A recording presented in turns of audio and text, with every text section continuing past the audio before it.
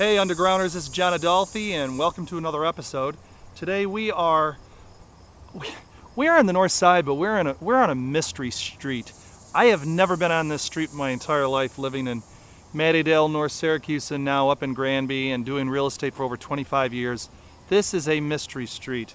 It is 112 Spring Lane, not Spring Street, but Spring Lane, and it's off of, guess what? Not Pond Street, but Pond Lane. I defy you, challenge you to try to find this house without using a map. This could be the ultimate scavenger hunt where you have to ask people in order to get here, as opposed to, finding it on a map or a GPS. All right, what we got here is it says here it's a 1-bedroom, 1-bath house, which makes it almost functionally obsolete, as they call it in the industry. I can see already that the roof looks like it's newer, probably within the last 5 years, or maybe even in the last couple of years, but it looks very new. Exterior looks like some sort of aluminum siding, and it does have some sort of garage back there. So let's go take a look inside and see what we can see. Now they're asking $20,412, down from $28,000, and so it's got me a little bit curious. Oh, and the taxes are $1,999. All right.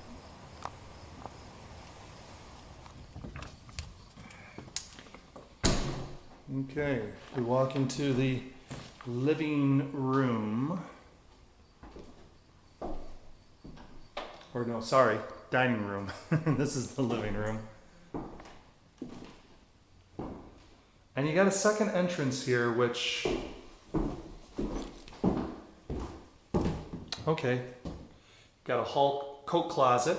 If you use this entrance right here, you've got hardwood floors in the living room.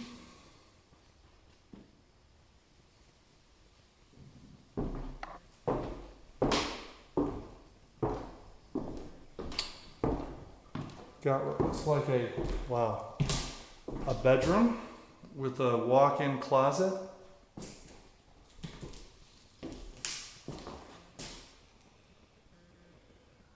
This is quite a large room. It looks like it may have at one time been 2 bedrooms because there's 2 doors, but maybe not.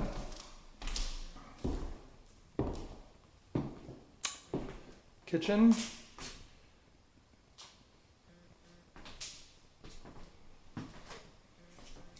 And bathroom.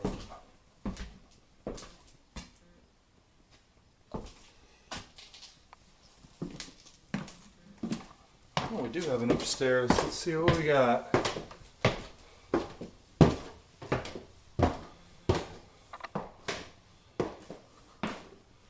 Well, it may have been used as a bedroom at one time, but it's small. Okay, would need to be remodeled, and then you have this very large attic. All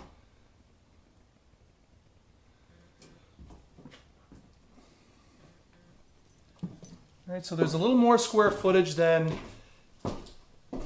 what is, what is stated on here, if you use what is considered the attic for living area.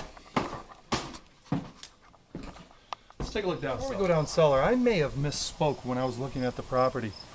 There is a garage, but it's not the one that I pointed to. It is going to be this right here, and the sun is pretty bright, so there you go.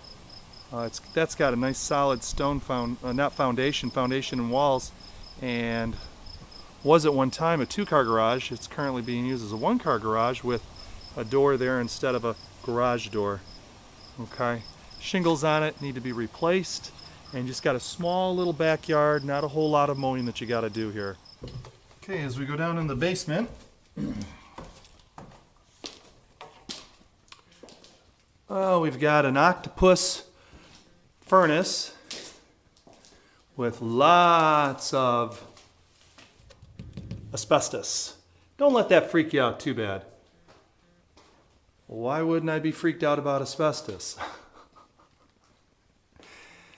Well, you know, for another time, another episode, we'll talk about asbestos removal, what you can do as a consumer versus having to have it contracted out. But needless to say, let me tell you about these types of furnaces, and I've done this on other episodes before. This was a coal furnace at one time. This door right here, they would shovel the coal in, and in gravity fed, it would, you know, the heat would just go up through these pipes and into the house, through the heat vents. Now what they've done is they converted them by putting a gas burner inside of it. So instead of putting coal chunks in there and lighting them up, you've got a gas burner fueling this system. Now, they say these things aren't very efficient. That may or may not be true. Truthfully, I've never seen where I've had tangible proof or evidence that it is or it isn't. However, let me tell you this, you know the ice storms that we get with those backup generators that we have to turn on? You don't have to worry about this because that gas right there isn't disrupted from an ice storm.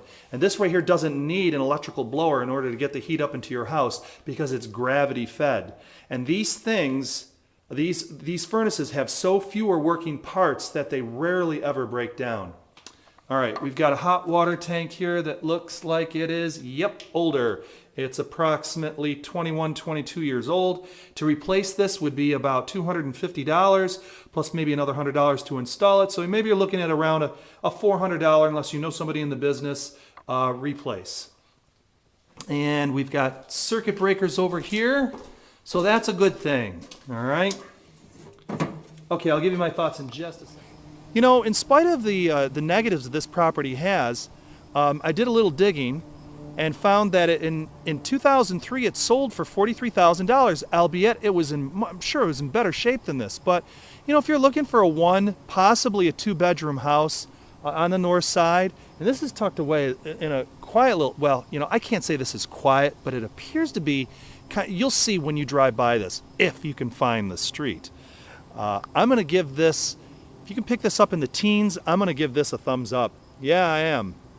I'm John Adolfi, and you can contact me about this property and any other HUD home at 695-6434.